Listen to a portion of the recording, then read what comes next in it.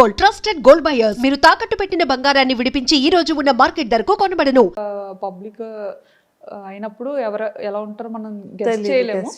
So ఆ intentional ఉంటుంది. So అప్పుడు ఆ భయపడి కూడా వెళ్ళిపోవాల్సిన కారణం అదొకటి ఇంకా. సో బిగ్ బాస్ కాల్ వచ్చిన తర్వాత మీరు వెళ్దామని ఫిక్స్ అయ్యారా? బిగ్ బాస్ కి పార్టిసిపేట్ చేద్దామని? లేదు వెళ్ళాలని ఎప్పుడు బిగ్ బాస్ చూడడం చాలా తక్కువ. నేను చాలా తక్కువ చూస్తాను. అంటే ఎప్పుడైనా ఏమైనా ట్రెండ్ అయినవి అవి ఏదైనా చిన్న చిన్న బిట్స్ కనిపిస్తుంటాయి కదా, నా ఇన్స్టా ఎడిటింగ్ చేస్తున్నప్పుడు స్క్రోల్ చేస్తున్నప్పుడు ఏమైనా కనిపిస్తే చూస్తా అనమాట. కొంచెం అందరూ కొత్త వాళ్ళు కనిపిస్తుంటారు, చూస్తుంటా. ఎవరైనా సెలబ్రిటీస్ కానీ ఇన్ఫ్లుయెన్సర్స్ కానీ మిమ్మల్ని ఫాలో చాలా మంది అవుతుంటారు, మీకు పర్సనల్గా మెసేజెస్ ఏమైనా చేశారా అంటే సీరియల్ యాక్టర్స్ ఉంటారు కదా, వాళ్ళు చేసేవారు. అండ్ అలా ఫ్రెండ్ అయిన వాళ్ళు కూడా మంచిగా చెప్పేవారు అనమాట. మీ వీడియోస్ మాకు చాలా ఇష్టం, మేము చూస్తుంటాము, ఇలాగే చాలా వీడియోస్ చేయండి అని చెప్పి మంచి ఫేమస్ టీవీ సీరియల్ యాక్టర్స్ అందరూ చెప్పేవారు. ఫిలిమ్స్ లో ఏమైనా ఆపర్చునిటీ వచ్చిందా మీకు? అంటే స్టార్టింగ్ లో ఎవరో డైరెక్టర్ కాంటాక్ట్ అయ్యారు, మెయిల్ చేశారంట. నా మెయిల్స్ అన్ని ఈయన హ్యాండిల్ చేస్తారు. సో ఈయన చెప్పారనమాట, ఇలా కమ్యూనిటీకి రమ్మన్నా వస్తాము, అక్కడికి వచ్చి మీ ప్లేస్కి వచ్చి మాట్లాడదాము. సమ్ ఏదో ఒక సోలో థీమ్లో థాయిలాండ్ బేస్డ్ ఒక స్క్రిప్ట్ అనుకుంటున్నాము, దాన్ని బట్టి చేద్దామా అని స్టార్టింగ్లో.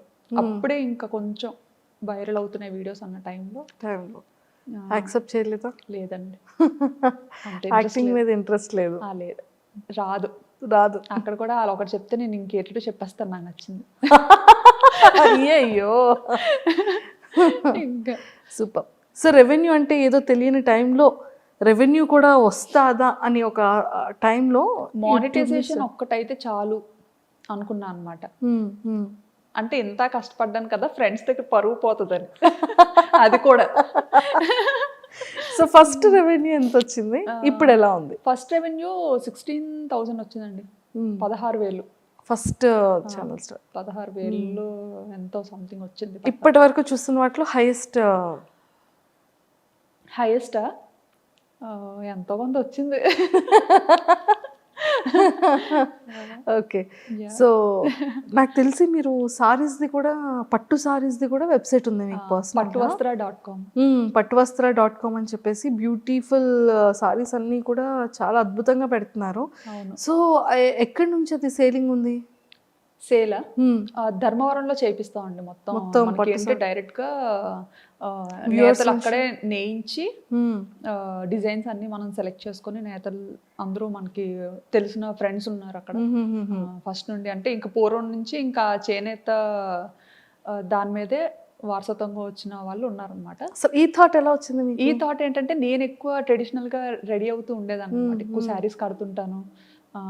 మోస్ట్లీ అన్ని మమ్మీ శారీస్ వెళ్ళండి, నేను కొనుక్కోవడం తెలియదు నాకు శారీస్. సో మమ్మీ ఎక్కువ పట్టు చీరలు బాగా కొంటుంటారు అనమాట. సో పట్టు చీరలు కడుతుండేదాన్ని. అండ్ థాయిలాండ్లో చీర కట్టుకుంటే థాయ్ పీపుల్ చాలా నచ్చేవారు అనమాట. అంటే మన ఇండియన్ ఆడపిల్లని అసలు ఎలాగా పొగడాలనేది ఇంకా రకరకాలుగా పొగడేవారు. ఆపి మరి మీ ఇండియన్ అంటే మంచి ఇది వచ్చేది మన ఇండియన్ విమెన్ కి. చీరలో కనిపించేటప్పుడు చాలా బాగా మీ ఇండియన్స్ ఆడవాళ్ళు, చాలా ఆడపిల్లలు పెద్ద పెద్ద కళ్ళు వేసుకొని పెద్ద పెద్ద ముక్కుతో భలే ఉంటారు, అండ్ మీరు కట్టుకునే చీర చాలా బాగుంది. ఇవి కాంప్లిమెంట్స్ చాలా మంచి. థాయిలో ఎవరైనా ఫ్రెండ్స్ అయ్యారా? థాయిలోనా కమ్యూనిటీలో పిల్లల్ని ప్లే ఏరియాకి తీసుకెళ్లేటప్పుడు కలిసేవారు. చాలా మంచిగా, చాలా కూల్ గా ఉంటారు థాయిస్ మాత్రం. సూపర్. వాళ్ళని చూస్తే ఏదో రకమైన ప్రశాంతత వస్తుంది. చాలా మంచి థాయ్ ఫ్రెండ్స్ మాత్రం. ఉన్నది ఉన్నట్టుగా మాట్లాడతారు, ఏమైనా చెప్పాలనుకుంటే చెప్పేస్తారు. హెల్పింగ్ నేచర్ చాలా ఎక్కువ థాయిస్ కి. సూపర్. సో వాళ్ళకి మన ఇండియన్ శారీస్ అన్న, జ్యువెలరీ అంటే చాలా ఇష్టం. అలా గాజులు అలా ఏవి నచ్చితే అవి అడిగేవారు అనమాట. వాళ్ళు కూడా నన్ను ఫాలో అయ్యేవారు. నేను ఎవరికి ఇలా నాకు ఛానల్ ఉందని అలా ఎప్పుడు చెప్పేదాన్ని కాదు. నేను వీడియోస్ చేస్తాను ఇలా యూట్యూబ్ అని అలా ఏం చెప్పేదాన్ని కాదు. నేనేంటంటే ఇంకా చిటికి మాటికి పిల్లలు ఏ చిలిపి పనులు చేసినా ఇలా కెమెరా పట్టుకొని తిరిగేదాన్ని కదా. సో అవి చూస్తుండేవారు అనమాట. ఇంతలాగా అండ్ నేను పార్క్లో కూడా కొన్నిసార్లు ఎడిట్ చేస్తుండేదాన్ని అరిచి అరిచి.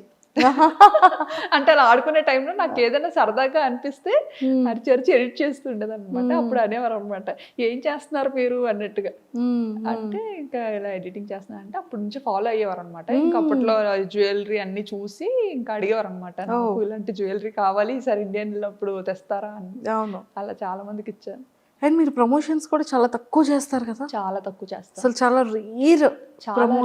మనకి ఏంటంటే ఇంకా ఎవరు ఏదైనా బ్రాండ్ రిపీటెడ్ గా ఇంకా అలాగా అడుగుతారు కదా, ఇప్పుడు చూస్తాం అనమాట. అలా అడుగుతున్న every time just profile check చేస్తాం, అంత మంచిగానే ఉందా, నచ్చితే చేస్తాం, లేదంటే లేదు. సూపర్. అసలు సింగిల్ వర్డ్ కొన్ని క్వశ్చన్స్, జస్ట్ ఒక ఫ్యూ. వర్మ గారిలో ఫేవరెట్ థింగ్ ఏంటి? ఆలోచించాల్సిందే. అన్నీ ఉన్నాయా? అన్నీ ఉన్నాయి. ఓకే, అందులో మీ best favourite thing? Best favourite thing అంటే ఆయనకి ఓపిక ఎక్కువ. చాలా ఓపిక, చాలా సహనం. అంటే నా దగ్గర లేనిది ఆయన దగ్గర ఉన్నది అదే మెయిన్. నాకు చీటికి మాటికి కోపం వచ్చేస్తూ ఉంటుంది. ఆయన మాత్రం చాలా కూల్, పేషెన్స్, చాలా ఓపిక. నన్ను భరించాలంటే అసలు నిజంగా ఆ మనిషి కాబట్టి భరిస్తున్నారు, ఇంకొక మనిషి అయితే భరించలేరు. మా మమ్మీ వాళ్ళ అల్లుడు ఒక పార్టీ, మా డాడీ నేను ఒకటి. ఓకే, సో వర్మ సార్ ఫేస్లో మీ ఫేవరెట్ పార్ట్? ఐస్. ఐస్ అంటే ఇష్టం, చాలా ఇష్టం. ఎంత ఐస్. ఓకే, చాలా ఇష్టం. వర్మ సార్ తీసుకున్న ఫుడ్లో ఫేవరెట్ ఫుడ్ ఏంటి? ఆయన రోటి పచ్చళ్ళు అంటే చాలా ఇష్టం ఆయనకి. నేర్చుకున్నారా మరి?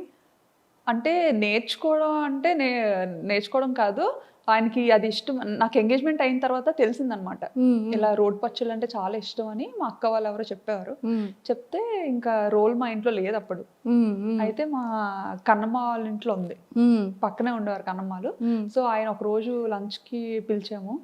పిలిచేటప్పుడు ఆయన ఇంకా ఒక 1 hourలో అలా వస్తున్నారనగా, కన్నమ్మ నేను ఆయన కోసం నా చేత్తోనే రుబ్బుతాను, సో మీరు అన్నీ ప్రిపేర్ చేసి పెట్టండి అని చెప్పి మా కన్నమ్మకి చెప్పాను అనమాట.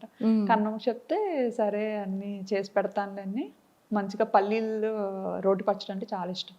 ఓకే, ఇంకా ఆవిడన్నీ రెడీ చేసి పెట్టారు. నేను ఇంకా వెళ్ళి ఇంకా రోల్దు అదే ఫస్ట్ టైం కదా, పట్టుకొని ఇంకా చెలరేగిపోయాను అనమాట.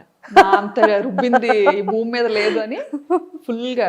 అంటే ఏదో రుబ్బినప్పుడు చాలా ఈజీగా ఉంది, ఆ తర్వాత వాచింది మంచిగా, చాలా బాగా వాచింది. అదే రుబ్బాను, తర్వాత ఇంకెప్పుడు రుబ్బలేదు. ఓకే, అదే ఇంకా మా అక్కలు కూడా అదే అంటారు అనమాట, అప్పుడు ఏదో స్టార్టింగ్ లో రుబ్బావు, ఆ తర్వాత కూడా నువ్వు కంటిన్యూ చెయ్యాలి కదా, పెళ్ళైన తర్వాత మర్చిపోయావా అనేసి. సో వర్మ సార్ మీకు ఇచ్చిన ఫస్ట్ సర్ప్రైజ్ ఏంటి? మీరు ఇచ్చిన ఫస్ట్ గిఫ్ట్ ఏంటి? నేను ఆయనకి ఒక వ్యాలెట్ ఇచ్చాను అండ్ బెల్ట్.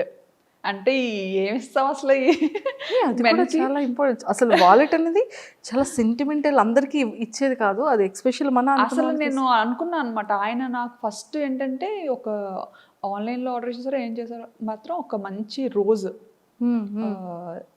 ఒక పార్సల్లో వచ్చిందనమాట. ఒక మంచి రోజు, దాంతోపాటు ఒక మంచి లెటర్. ఏంటి సార్ లెటర్లో? చెప్పకూడదు, ఖచ్చితంగా ఐ లవ్ యూ అని అయితే ఉంటుంది. ఇంకా అసలు యాక్చువల్లీ ఏంటంటే ఫొటోస్లో చూసి నాకు నచ్చలేదని చెప్పేసాను అనమాట. సంబంధం వచ్చినప్పుడు ఇలాగా మనకి ఇక్కడ దగ్గరలోనే ఉంటారు తను, కానీ ఇక్కడ ఉండరు, తను వర్క్ చేయడానికి మైసూర్లో ఉంటారు. ఇలా చాలా మంచి అబ్బాయి. మమ్మీ ఏంటంటే అబ్జర్వ్ చేస్తూ ఉండేవారంట, ఒకటే ఏరియా కదా, ఒకటే వీధి అవ్వడం. మమ్మీ ఏంటంటే అబ్జర్వ్ చేస్తూ ఉండేవారంట. మా పిన్ని వాళ్ళ ఇంటి పక్కనే అత్తయ్య వాళ్ళు ఉండేవారు. సో ఉన్నప్పుడు ఆ పిన్ని వాళ్ళ ఇంటికి వెళ్తూ మా పిన్ని చెప్పు, ఈ అబ్బాయి చాలా మంచి అబ్బాయి, అలా ఇలా అని తెగ పోడేస్తుండేవారంట ఈయన్ని.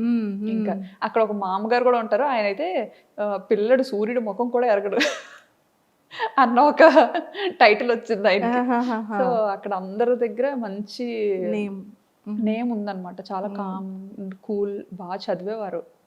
నాకు ఇంకే అసలు ఎలా సెట్ అయిందో అదే అనిపిస్తుంది అనమాట. బాగా మంచి టాపర్ దేవుడు అలా రాసేసాడు.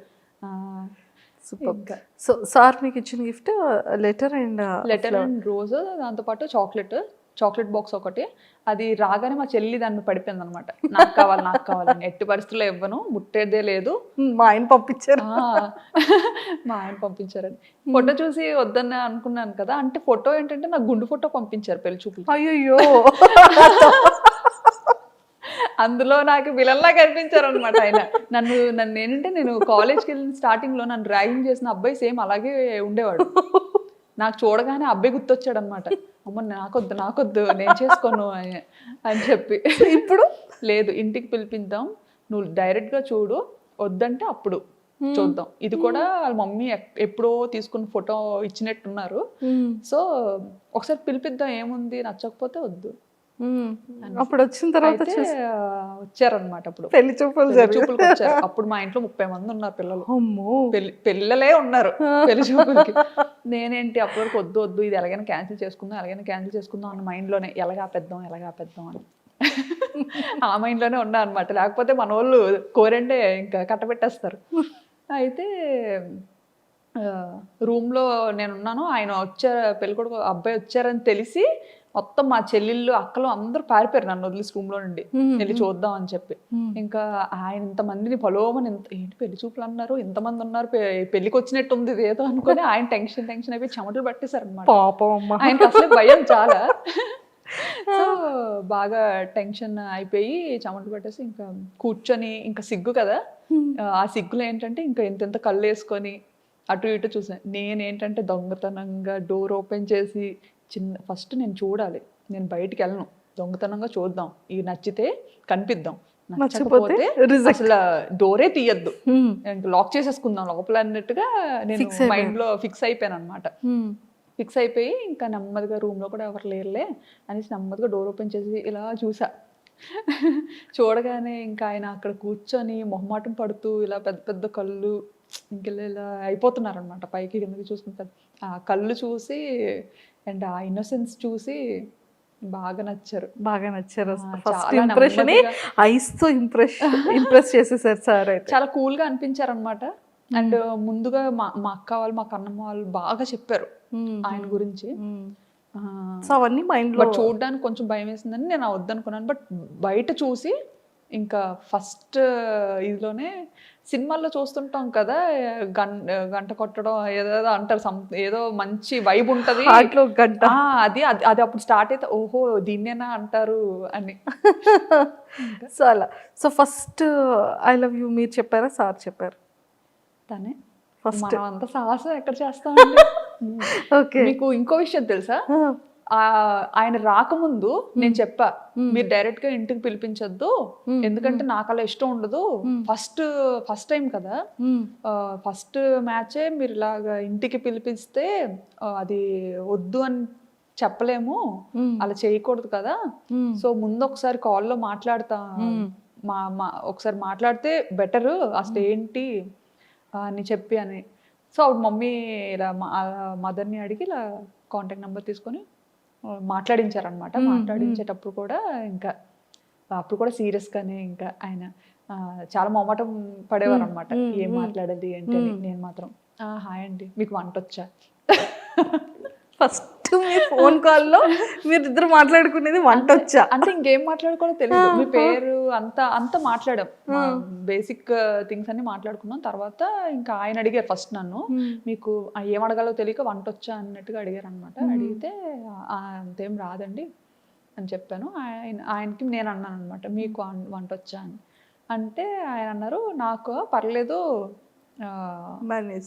చేయగలుగుతాను, కొంచెం నేను దూరంగా ఉన్నాను కదా, కొన్ని ట్రై చేస్తాను, పర్లేదు అని చెప్తే, అయితే నేను రైస్ నేర్చుకుంటాను అని చెప్పాను.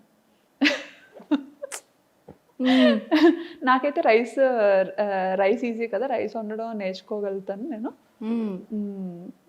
అనేసి అన్నట్టుగా, అంటే బాగానే మాట్లాడారు. ఎంత నవ్వుకొని ఉంటారో సారు, రైస్ నేర్చుకుంటారు, చాలా పొగరు అనుకున్నారంట. అయ్యో. అంటే ఇంకేం మర్చిపోయానులేండి, ఇంకేమో మాట్లాడాను, ఇంకా మర్చిపోయాను. సో పాపం పెళ్లి కొడుకు యాక్చువల్లీ పెళ్లి కూతురు అడగాల్సిన క్వశ్చన్స్ అన్ని కూడా అంటే పెళ్లి కూతురు పెళ్లి ఎలా కొడుకు అంటే నేను నాకు నచ్చలేదు అని చెప్పకుండా అతనికి నేను నచ్చలేదు అని అతను చెప్పాలి అన్నట్టుగా మాట్లాడాను అనమాట. అమ్మాయిలు అయి ఉండి అలా చెప్పలేం కదా.